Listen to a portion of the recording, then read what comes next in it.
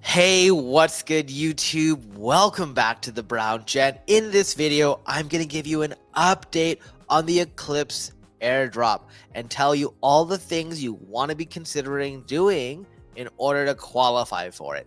So, with that being said, just remember, nothing I say is financial advice. I'm just a guy on YouTube, so please do your own research.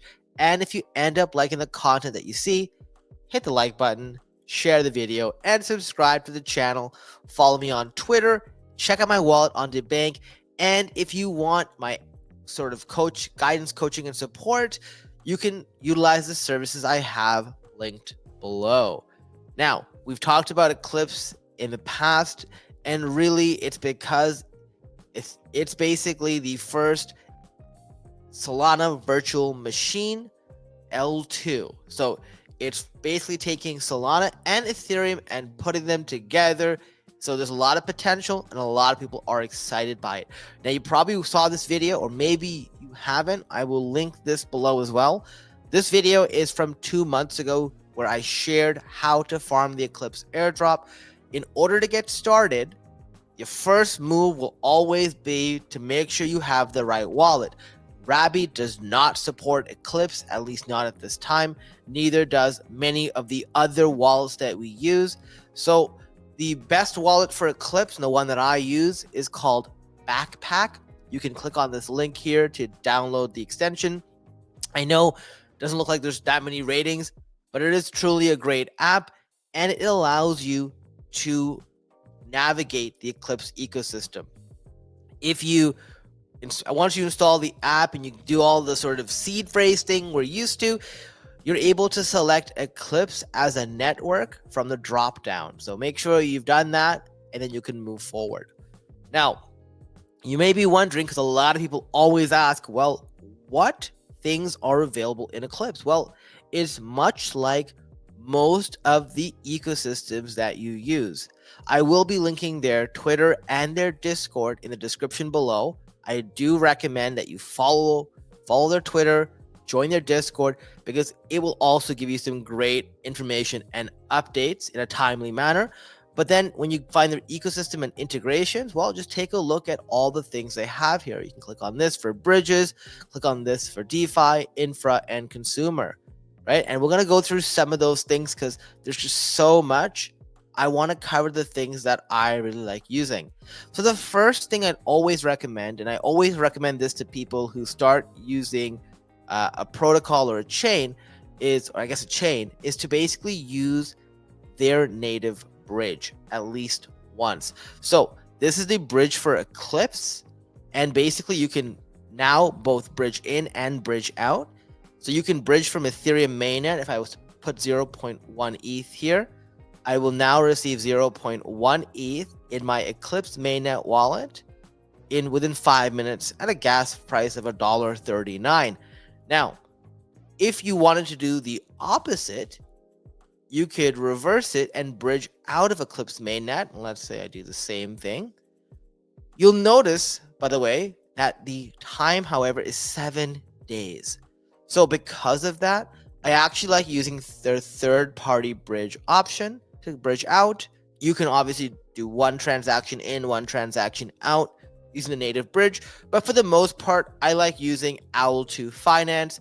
I know some people like using Hyperlane. I get my Hyperlane interactions elsewhere, but feel free to use whichever bridge you're comfortable with. So I use Owl2, and Owl2 makes it so that I can go from Eclipse to Arbitrum, or Arbitrum to Eclipse.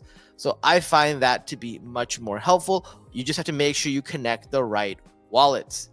Then the other thing you can do as well is you can do what's called Mint T ETH. So this allows you to basically withdraw from the Ethereum mainnet, either wrapped Ethereum, wrapped ETHify Ethereum, Renzo Ethereum, and many others, and you get what's called a T ETH, which is sort of their version over here. It takes about 5 minutes. And once you do this, you can use this in DeFi protocols. So those are some of the things that you can do within the native ecosystem. The other thing, and you probably noticed the ad, let me just close this, more yapping, more tapping. This refers to Turbo Tap, which is a mini game that has been sort of offered, and I don't really like playing these mini games, like especially one like this where you just sort of click and tap and you just get points. But basically, if you want to get started, I don't have any codes for you. My recommendation is, once again, join the Eclipse Discord, and there is a share codes channel where you can get the codes that you want if you want to sign up.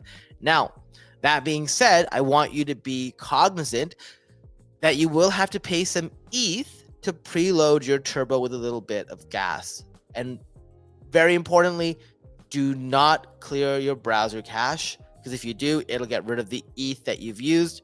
So this is basically allowing you to click and not sort of have to sort of pay for each transaction. Now, you don't have to do this. I've seen a lot of people doing it because I assume, once again, it's one of those important activities that Eclipse has in the early days. It may be something that is used as a bonus. The next thing that I think is very important is you've got to check out Scope Launchpad. I called this out as well 2 months ago, back before they launched. And they have many collections on here. They have a launch pad that you can sort of mint. So in this case, there's an ongoing mint ending in 7 hours. You can see here the price is like, $1.96 for fees.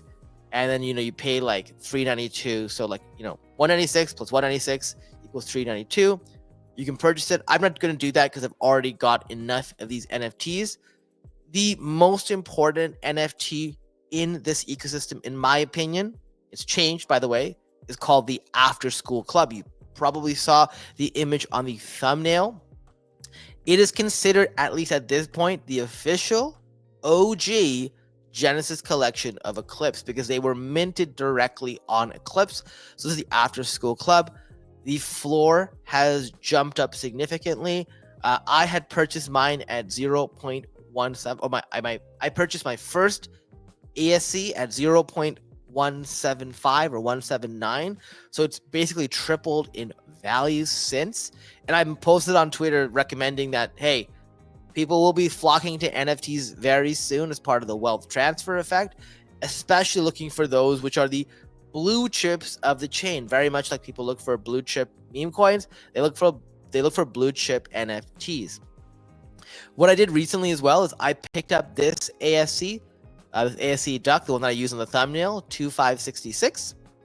But hey, it's up to you if you want to invest in one. I think that they will have a ton of benefits, and I think that anything that happens on chain will be rewarding holders. And right now, I still think the price point, while it is, it is a significant amount of money, being around like, $2,000, a little less maybe, with the ETH price continuing to come down a bit, but it may be something you want to consider.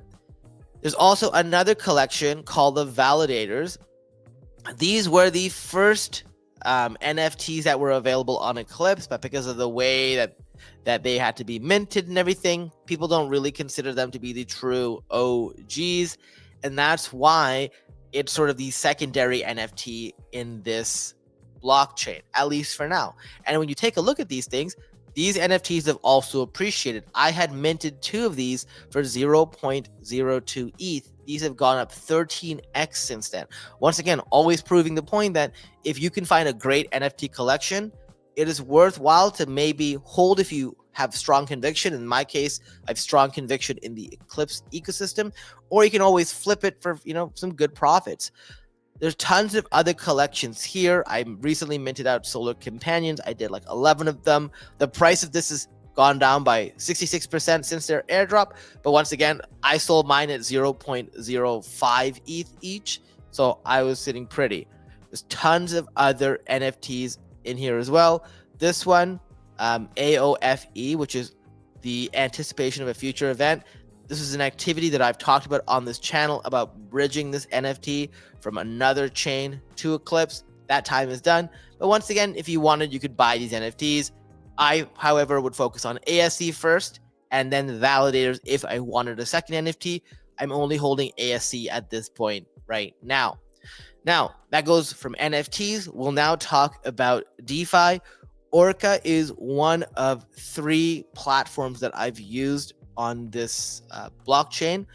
It's very similar DEX. You can basically, swap your ETH or swap, make your sort of trades that you want. slippage isn't bad. I mean, not slippage, but the price impact isn't bad here. It's like 30 cents. You can do the trades.